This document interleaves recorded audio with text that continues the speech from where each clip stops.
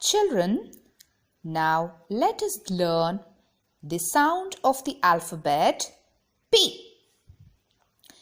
P makes the sound P, P, P, P, P, P. Will you all repeat it with me?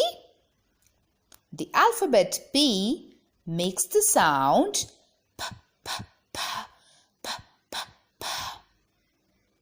Okay, now let us read the story about Panda and parrot paintings. Wow! Have you seen a panda paint anytime? Also, there is a parrot here which is painting the panda. Let us learn the story now. The panda painted the parrot singing pa, pa, pa, pa, pa, pa. The parrot painted the panda singing pa, pa, pa, pa, pa, pa. After painting, the parrot flew to the palm tree.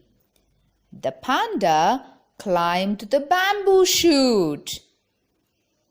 After their dinner, they exchanged their painting. Wow, what a lovely story. Now, can we repeat the words starting from the alphabet P?